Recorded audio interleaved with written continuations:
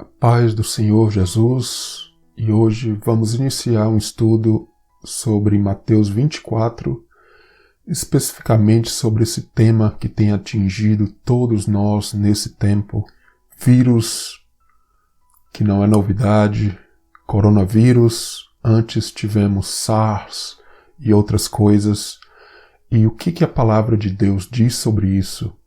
Um texto para a gente meditar, iniciando em Mateus 24. Mateus no capítulo 24, versos 5 a 8. Muitos virão em meu nome, dizendo eu sou o Cristo. Ouvireis rumores de guerra. Ainda não é o fim. Se levantará nação contra nação, reino contra reino. Haverá fomes, pestes. Pestes é onde a gente vai focar. Terremotos em vários lugares. Mas todas estas coisas são o princípio das dores. O contexto do capítulo 24 de Mateus, na verdade, se inicia bem antes. No capítulo 23, onde Jesus estava ali no templo e discutindo com quem? Com os religiosos da época, os fariseus, os escribas. A gente vai voltar um pouquinho para ver esse contexto. Depois a gente volta para Mateus 24 para a gente ter a ideia completa do contexto da história. Em Mateus 23, a gente vê um assunto e um tópico ligado a quem é o maior. O que é maior e o que é mais importante, se a gente meditar no texto. O que a gente vê em Mateus 23? Os fariseus estavam elevados, como Jesus mesmo disse, sentando na cadeira de Moisés. Mas Jesus vai dizer que o maior, na verdade, é aquele que dentre vós será servo. Então os fariseus religiosos, eles fechavam o reino dos céus, veja só, reino dos céus, algo elevado, aos que queriam entrar. Eles juravam pelo ouro do templo, ou seja, colocavam o ouro acima do templo, o ouro maior que o templo. Eles juravam pela oferta e a colocavam, a oferta, como sendo maior do que o altar. Veja o tema elevado, reino dos céus, os fariseus religiosos ali elevados e esse contexto do maior e menor. A gente continua ainda nesse mesmo tema. O que é maior e mais importante em Mateus 23? O dízimo, que no caso a hortelã, o endro, o cominho, ou, como Jesus fala, o que era mais importante da lei? O juízo, a misericórdia e a fé. O que é maior? Limpar o exterior do copo ou do prato e deixar o interior cheio de iniquidade. Veja esse tema de maior e do que é mais importante. Os fariseus religiosos também edificavam sepulcros caiados, porque exteriormente eram bonitos por fora, mas por dentro o interior, morte. Então, veja só todo esse tema, o capítulo 23, lindíssimo, né? O que é maior, o que é mais importante em nossas vidas. A gente continua, o que é mais importante em Mateus no capítulo 23. Mais uma vez, exteriormente os fariseus pareciam justos, mas interiormente hipocrisia e iniquidade estavam cheios eles. Os fariseus, mais uma vez, a medida dos pais deles, porque eles continuavam a fazer a iniquidade de seus pais. Matavam os profetas, estavam ali sujos com o sangue dos profetas. Jesus até fala, se os profetas ali, se eles tivessem, os fariseus estivessem no tempo dos profetas, matariam da mesma forma. Eles estavam edificando os sepulcros dos profetas, mas na verdade, se colocassem os profetas ali, ou se eles fossem para o tempo dos profetas, estariam matando, não teria diferença. Então veja o sistema de pai, o fariseu seguindo os seus pais. É um tema bastante importante que a gente vai continuar vendo. Eles seguiam os seus pais. Tradição religiosa. O que é o pai? Aquele que tem uma autoridade, uma elevação, é claro, a gente dá uma prioridade. Nosso pai terreno é um espelho, um pouco de uma tipologia, o nosso pai terreno, do que é o nosso pai celestial. Aquele que nos ensina, aquele que está em uma superioridade em que a gente vai seguir essa autoridade, não é verdade? E o julgamento para aquela geração, interessante essa palavra, esta geração, todas essas coisas. A gente vê isso ao final do capítulo 23 de Mateus, no verso 36. Todas essas coisas hão de vir sobre esta geração. Era julgamento indo sobre aquela geração. Que geração era aquela? Claro, o contexto mostra a geração dos fariseus, dos religiosos. Mateus 24, verso 34. Não passará esta geração sem que todas essas coisas aconteçam. Veja só a ligação, o contexto, como é importante. Quem é esta geração? Ou aquela geração? Literalmente, esta geração, ou seja, aquela dos religiosos. A pergunta que fica, será que aquela geração passou? Como a gente vê em Mateus 24, não passará esta geração. A pergunta fica, será que aquela geração passou? A gente vai continuar estudando sobre esse tema. Então, aquela geração passou? É claro que ainda não.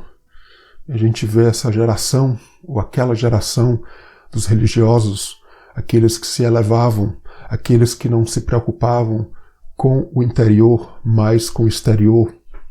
Os tempos de hoje, infelizmente, que a gente ainda vive, a religião preocupada com o meio, com o lado exterior, e a mudança interior ficando para segundo plano. Veja só, toda essa parte interessante, Jesus vai entrar ali no contexto do templo, no capítulo 24. Sim, ele saiu do templo no capítulo 23, e agora vai falar do templo no capítulo 24. O templo que é para ser a casa de Deus, nossas vidas, em termos de Novo Testamento, que seria destruído como as profecias que a gente vê em Mateus 24, no verso 1, 2, 3. Então, o que foi destruído não ficaria pedra sobre pedra. E o que a gente vê no Muro das Lamentações, ainda existe alguma pedra sobre pedra? A verdade é que existe. A profecia exteriormente ou literalmente foi cumprida, mas o que é mais importante? Será que são as pedras ou o templo que foi destruído? Ou na verdade foi uma religião? Na verdade foi uma religião, uma geração que foi destruída, mas é claro que continuam essas pedras sendo montadas, se você me entende. A religião continua montando o seu templo, os seus templos, as suas pedras, a sua religião, que muito linda por fora, mas interiormente fica a pergunta. Então, o templo exteriormente foi parcialmente destruído, quase completamente, algumas pedras ali ficaram, o muro, uma parte do muro ficou, mas completamente foi destruído. É claro que tem sido levantado durante os anos. Falo das religiões, falo da própria religião judaica, que não é o assunto aqui discutir, mas a gente vai continuar aqui. A gente continua em Mateus 24, no verso 29 agora. E logo depois da aflição daqueles dias, o sol escurecerá, a lua não dará sua luz, e as estrelas cairão do céu, e as potências dos céus serão abaladas. O que a gente entende disso? Deixa eu ver o contexto de Mateus 24, voltando para a saída do povo de Israel do Egito, onde houve uma tremenda aflição, onde a escuridão predominou ali nas últimas pragas, as dores de parto, né? É isso que é uma tribulação, onde um filho ali seria Israel nascendo, né? Deus falando para Faraó deixar o seu filho sair. Então a tribulação ela remove essa elevação, e a gente vai falar mais sobre isso, essas dores do parto, que está bastante ligado ao Egito, essa tribulação. Veja só as luminárias, sol, lua, estrelas criadas em Gênesis 1, para quê? As luminárias criadas em Gênesis 1 para um domínio, um controle, né, sobre o mundo, sobre a escuridão da noite e do dia. As luminárias seriam criadas para um domínio, dominariam sobre a noite, a escuridão e sobre o dia. Veja só, um domínio, algo elevado. A gente vai continuar nesse tema, ainda um governo. Mas ainda desse contexto do Egito, uma tribulação ali que aconteceu para a saída do povo. Veja só, a gente vai começar a entrar nesse tema de tribulação e volta para os dias de hoje. Que tribulação que a gente vive, né? Não é verdade? Muita dor, muito sofrimento, pessoas trancadas em casa, pestes, vamos dizer assim, né? Coronavírus, pestilência. Mas nós devemos ser o quê? Uma geração que realmente serve a Deus, que mesmo em meio dessa tribulação toda, acha um caminho de servir e reconhecer a Deus em tudo isso. Em Êxodo, no capítulo 4, no verso 23, a gente vê: deixa ir o meu filho para que me sirva, mas tu recusastes deixá-lo ir. Eis que eu matarei a teu filho, o teu primogênito. Ali, Deus falando, nas palavras de Deus, falando para Faraó, e Moisés ali intermediando tudo aquilo. A gente vai falar mais de uma geração, né? Uma geração que saiu do Egito. Toda essa questão de geração, a geração do deserto, a geração que entrou na terra prometida, uma ficou no deserto, outra entra na terra prometida. Então as pragas e pestilências atingem o que? Uma terra aonde o Egito, da saída do Egito até os mandamentos de Deus e as instruções de Deus para a construção do templo ou do tabernáculo e a entrada da terra prometida também. Então céus e terra conhecem o poder de Deus ali no Egito, na saída do Egito. Muitas pragas, as 10 pragas como conhecemos, céus e terra atingidos, gafanhotos, os frutos, a terra destruída. A escuridão, o sol, a lua não dão a sua luz. Veja só, voltando, Mateus 24, são cumprimentos também do que aconteceu no Egito. Os primogênitos mortos à meia-noite, ali na escuridão da meia-noite. E esse tema de praga, pestilência, envolveria ou faria parte da jornada do povo de Israel indo para a terra prometida no deserto. Na verdade, a gente vê pragas acontecendo com eles. A gente vê, por exemplo, a lepra e outras pragas atingindo o povo de Israel. E atingiam em que momento? No momento quando eles desobedeciam a Deus. Não estou falando que hoje isso acontece necessariamente, literalmente. A gente vai falar mais um pouco sobre isso. Existe toda uma tipologia por trás disso.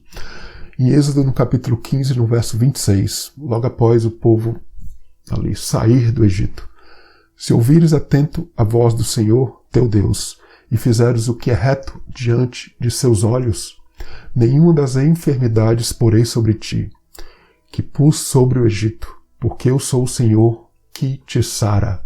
Deus é o Senhor que nos sara. Ah, mas agora não vai atingir pestilência ou doenças em nós? Na verdade, não é isso. Existe uma tipologia por trás disso. Acho que todos nós devemos ou deveríamos conhecer o sentido de pragas, por exemplo, como a lepra, que significa pecado, a desobediência, o afastamento de Deus. E é isso tudo que o Egito significa. São pragas que atingem um povo que realmente está em uma posição, em uma terra, uma posição longe de Deus. Muitas vezes religiosamente perto, mas muitas vezes longe de Deus. A gente fala mais sobre isso. A praga das rãs, por exemplo. Em Êxodo, no capítulo 8, o que a gente vê? Explicitamente ali dito, elas entravam e atingiram dentro das casas. Deixa eu ver essa parte do interior. Volta ali em Mateus 23, 24. O interior. E hoje, realmente, como a gente vê, coronavírus, SARS, essas doenças e outras podem nos atingir literalmente e exteriormente, mas que a nossa casa, o nosso interior, esteja livre do quê? Da praga religiosa, muitas vezes de coisas, tradições, que se elevaram e que se tornaram lugar comum dentro do povo de Deus, que a gente já nasce, já cresce, já está no meio, já aprendeu, são doutrinas, são coisas que muitas vezes nos aprisionam, mas que muitas vezes, normalmente até, não estão dentro da vontade de Deus. Então, o que acontece? Eu posso às vezes estar até sarado, às vezes posso estar até sarado, são, exteriormente, com saúde, mas muitas vezes é uma mente que a gente vê hoje em dia, pessoas mesmo dentro da igreja, pessoas doentes, na verdade. Então é o interior, o exterior realmente é afetado, são doenças que nos afetam. A gente sente dor pela nossa família, pelos nossos amigos, irmãos na fé, que muitas vezes passam literalmente por essas coisas. E por nós mesmos, porque não podemos passar por tudo isto, por todas essas coisas, como disse Jesus. Mas a verdade é que, interiormente, qual o tratamento que a gente tem dado para o nosso interior? A palavra de Jesus, a palavra de Deus tem realmente achado essa profundidade interior e feito morada em nós? Ou será que é só pestilência, né? As pestilências hoje em dia são muitas, né? Não só exterior, como interior, como já tenho falado. E como a praga das rãs e outras que a gente vê lá no Egito, que nossa casa esteja livre. Então tudo isso que tem acontecido, coronavírus, SARS, mais coisas que irão acontecer, infelizmente, são sinais para os nossos tempos, sim, é verdade. Literal e tem a parte espiritual. Que a gente esteja são, com saúde, mas não só exteriormente, mas interiormente. Mais uma vez, e mais sobre essa praga das rãs, no capítulo 8 de Êxodo, a gente vê a ligação, toda a ligação de tudo isso com o Apocalipse também. No capítulo 16, fala de espíritos imundos como rãs. Então, realmente há muita tipologia e a gente tem que estar realmente confiando em Deus nesse momento. A gente não confia em governantes, né, estão muito elevados, a gente respeita-os. A gente não confia em líderes religiosos, em liderança religiosa, apesar de que a gente respeita e segue, né? A Bíblia nos fala que a gente inclusive deve respeitar e seguir. São lideranças impostas por Deus, queira corretas ou não, queira fazendo certo ou errado. Mas dentro de muitos contextos a gente tem até que respeitar. Hoje estamos confinados, na verdade, foi Deus ou não foi Deus que fez? Foi Deus que trouxe as pragas ao Egito? Foi Deus que fez isso ou aquilo? Foi Deus que atingiu o povo de Israel, trazendo a Babilônia, né, para atingir Jerusalém e as cidades ao redor? Foi Deus que trouxe ali tudo aquilo, o dilúvio nos tempos de Noé? Sim ou não? Foi Deus que está trazendo tudo isso para nós? Essa é uma questão que a gente tem que colocar diante de Deus. O que eu gostaria de dizer, na verdade, é que o propósito de Deus, com certeza, este está sendo feito e vai continuar a ser feito, queira eu ou você goste ou não, na verdade. Um dia o mundo, né, vai conhecer e reconhecer essa soberania, essa autoridade, essa elevação verdadeira de Deus. Deus está nos colocando a ser uma igreja simples. Veja só, com tudo isso, a gente tem que reconhecer, colocar ali como algo superior, tudo que Deus está fazendo, na verdade, vai fazer. Com tudo isso, estamos trancados em casa e a igreja simples vai brotando como um dia foi, no primeiro século, e eu não vou brigar com Deus se essa é a vontade dele, se isso vai acontecer mais e mais, eu só tenho que me ajustar. Se isso é a vontade de Deus, a soberania de Deus, Deus como aquele acima de todas as coisas, eu só tenho que me ajustar a isso. Então, o dilema de Moisés: quem era o pai de Moisés? De sangue, seu sangue ligado ao povo de Israel, mas criado ali na casa de Faraó, a quem ele iria obedecer? Na verdade, a Bíblia vai colocando isso, na verdade, desde as histórias ali de Abraão, Isaac e Jacó saindo de uma parentela, José no Egito, a gente vê esse tema: quem é o pai? E a gente vai ver que mesmo Moisés ali, trajando roupas, vestimentas do Egito, tudo para ser o príncipe do Egito, negou tudo aquilo para ser um verdadeiro filho de Deus e levar o povo de Israel, o filho, o primogênito de Deus, para uma nova terra, para uma nova posição.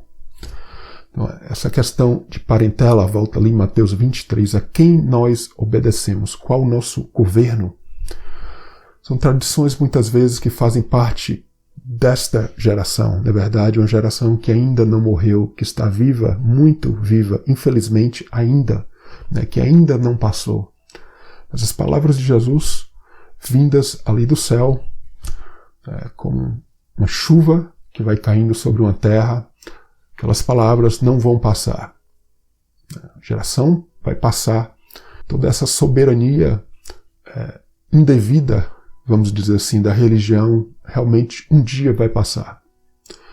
E Deus vai se tornar verdadeiramente o Pai, a verdade do Evangelho, a verdade de Cristo, de Deus. A palavra de Deus vai tomar conta desse mundo. É o reino de Deus que será implantado. E que seja implantado inicialmente e já de agora em nossas vidas. Na verdade, que a gente se afaste da religião, de conceitos e doutrinas que muitas vezes nos aprisionam.